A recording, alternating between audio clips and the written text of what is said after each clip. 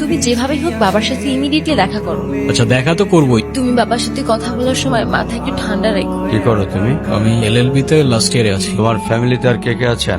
বাবা মা দুজনেই আছে, কিন্তু ফ্যামিলি বলতে আমি একা। তারা আমার সাথে থাকে না, সেপারেটেড।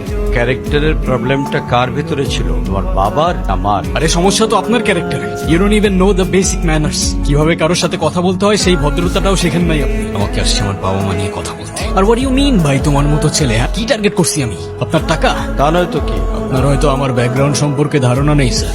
আপনাদের মতো সো কল্ড বিজনেসম্যান আমার বাবার অফিসের লাইন দিয়ে দাঁড়িয়ে থাকে। আমি এখানে আসছি শুধুমাত্র ওকে ভালোবাসি বলে, সেকেন্ড কোনো উদ্দেশ্য সমান নাই। তুমি তো একটা বেয়াদব। তোমার ক্যারেক্টার সম্পর্কে আমি খুব ভালো করে জানি। তুমি রাস্তাঘাটে মাস্তানি করো। তুমি কি করে ভাবলে তোমার মতো একটা স্কাউন্ডারের হাতে আমার মেয়েকে তুলে দেবো? তো আপনার মেয়েরে কে বলছে আমার হাতে তুলে দিতে? আমি বলছি বাসায় ডেকে আনছেন অপমান করতে।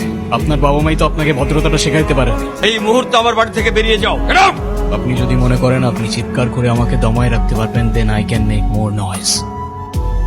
আমি বাবাকে অনেক কষ্ট করে ম্যানেজ করছি। তুমি জাস্ট একটা বার কি সরি বলো, সবকিছু ঠিক হয়ে যাবে। আমি কেন সরি বলবো? তোমার বাবাকে বলো আমাকে এসে সরি বলতে, কারণ আমি সরি বলি না। আর বলবো না বলছি তো বলবো না। এটাই কি তোমার শেষ ডিসিশন? এখন কি তোমার পেন আর পেপারে সাইন করে বলতে হবে নাকি? আমি যদি আজকে এখান থেকে চলে যাই, হয়তো আর কোনোদিন ফিরে আসবো না।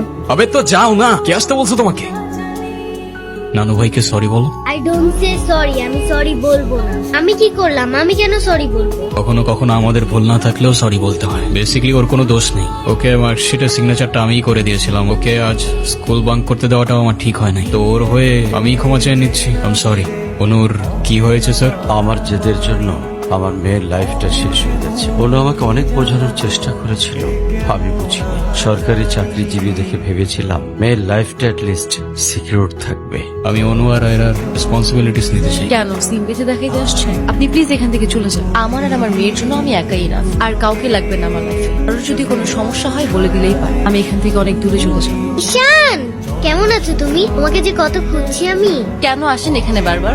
আপনাকে নাচতে নিষেধ করছি? প্লিজ চলে যান তো, আমাদেরকে একটু শান্তিতে থাকতে দেন। চলো, কেক কাটার জন্য সবাই ওয়েট করতেছে। ঈশান কোথায়? ঈশানকে দিয়ে কি করবা তুমি? ও আসবে না। ঈশান না আসলে আমি বার্থডে করব না। তোমাকে উঠতে বলছি না? আমি যাব না, যাব না, যাব না। নেক্সট টাইম আমার সাথে শর্ট করে কথা বলবা না। হ্যাপি বার্থডে বন্ধু। এ কি বন্ধু, তুমি কাঁদছো কেন? কই না তো, কাচ্ছি না তো। তুমি আমার উপরে জেদ করে ওকে কেন কষ্ট দিচ্ছ? আমার মেয়ে আমার যা খুশি তাই বলবো, আপনি বলার কি? আর কেনই বা আসছেন এখানে? আর কখনো আসবো না। চলে যাচ্ছি আমি এই শহর ছেড়ে, বহু দূরে। এমনিতেও এই শহরে আপন বলতে তেমন কেউ নেই আমার। শুধুমাত্র শেষবারের জন্য আমার ছোট্ট বন্ধুটাকে দেখতে এলাম। ঈশানের কাছে যাব, আমার হাত ছাড়ো। ঈশানকে যেতে দিও না প্লিজ। ঈশান, ঈশান তুমি যেও না প্লিজ। যেতে তো হবেই বলো।